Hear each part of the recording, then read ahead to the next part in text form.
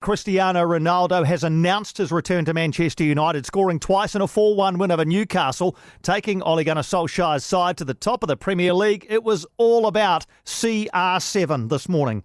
Well, this is the place to be, the hottest ticket in town, the place to be in the Premier League this weekend. A sight most never thought they would see again.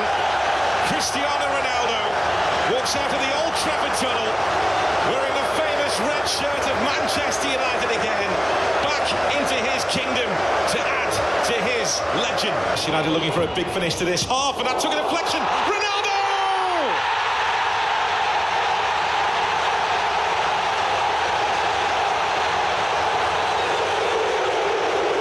He only does Hollywood scripts.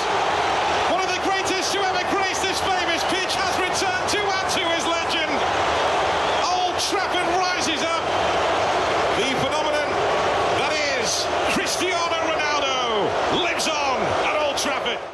Stretford Paddock is a podcast and social media platform with nearly 400,000 followers covering Manchester United news, transfers, youth and history. And we're joined by Jay Motti from Stretford Paddock. Jay, thanks so much for staying up late for us. I guess it would be pretty hard to sleep after all of that. A few hours on from Ronaldo's triumphant return. What is the feeling among United fans?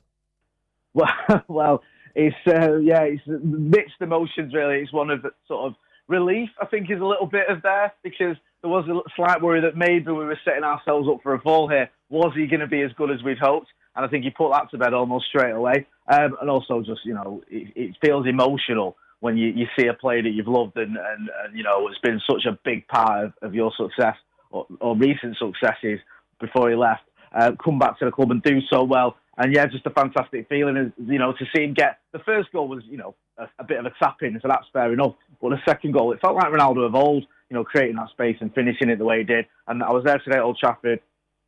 The crowd were absolutely going berserk. They're going wild. I've lost my voice, so I'll be able to tell I'm a bit croaky, so apologies. But yeah, it's just been a fantastic feeling. And now I'm just sort of trying to temper my expectations and not get too carried away with the fact we've got Ronaldo back and we're top of the league, because it's easy to start thinking about, how far can we go? Can we win the lot? Oh, amazing stuff. Ronaldo started and played the 90 minutes. There was a lot of talk in the lead up that, would he start? Would he come off the bench? What was the situation? When it was announced that he would be starting, was there a bit of a buzz around Old Trafford? Hey, he's going to be there from the first whistle? 100%, yeah. I was outside the ground when the team was announced, and I think a stranger just stopped me and just went, he's starting. He's starting, he come through on his phone. Everyone was talking about it. Everyone obviously getting there early today. It was packed. And yeah, once you got Ronaldo, he's in the starting 11, then the big question is, how's he going to perform?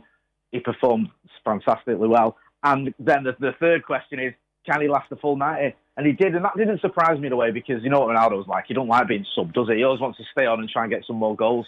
So I don't blame Ole Gunnar Solskjaer for leaving him on for the full 90.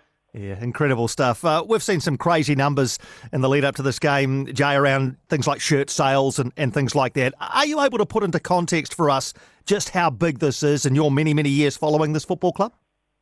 I would say, when we consider everything, this is probably the biggest signing we've made. Now, people may laugh at that and go, well, okay, well, you look at Eric Cantona, for example, or Andy Cole, or, some of the other signings like Paul Pogba or whoever. We've made big signings. We've made signings for a lot of money. But no player has ever been loved like Ronaldo has been loved by Manchester United fans and then ended up coming back to the club in the manner he has. We've hoped for years that Ronaldo will come back. He left in 2009.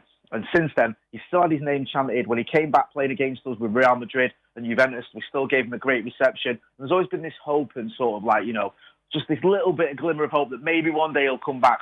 It looked like he wasn't ever going to. When he left Real Madrid for Juventus, I thought the chance had passed. But for him to finally come back, it just feels like almost like a vindication of the fans' love for him. The fact that we've sort of waited for him and sang his name, and he's ended up coming back, especially when you look at the fact he was almost, or it looked like he was going to go to Manchester City at one point, which just makes it all the more sweeter. Now, the cynic in me, Jay, would say it's all very well doing it at Old Trafford in front of adoring fans on a nice, fine September day when you're on debut and there's a lot of hype, but can he do it on a cold, windy Tuesday night away at Norwich? That's a very good question. That's the age-old question, isn't it? That's what everyone says about Lionel Messi. Could he have done it in the Premier League on a wet night in Stoke, they used to say, we know what Ronaldo can do. He scores goals wherever he's gone. He's been in the Premier League before. I know it's a different type of Ronaldo, but he's played in all different leagues, whether it's the Italian league, whether it's the Spanish league, whether it's the English league, and he's been top scorer in all those leagues. He's done it week in, week out. And I think that he knew what he was expecting and what was going to happen when he came back to the Premier League. He knew he would have to perform on those rainy nights away in Norwich or wherever, and I fully expect him to. I don't think Ronaldo, as he said himself, has come here for some sort of retirement or vacation. He's come here to win trophies and score goals, and I expect him to do that because we've seen him do that wherever he's gone, and we've seen from today, he's still got it. And just to finish, United last won the Premier League 2012-13 season. How much confidence is there, Jay, that you now can genuinely challenge for that title again? Yeah, you've hit the nail on the head there. I think that's the thing about challenging. I'm not going to come on here and say after a 4-1 win against Newcastle we're going to win the league. But we can challenge. And I think you look at this team, we finished second last season and we've added 3 first-team players. And we've added 3 fantastic first-team players in Rafael Varane, Jadon Sancho and Cristiano Ronaldo. So by rights, if you finish in second and you bring in 3 pretty much world-class players, you should be challenging.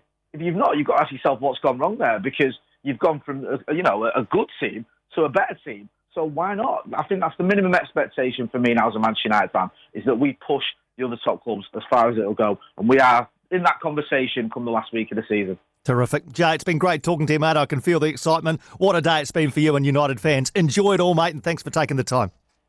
Not at all. Thanks for having me on. Great chatting to you. Yeah, great chatting to you too, mate. That's Jay Motti out of Manchester and the Stretford Paddock podcast.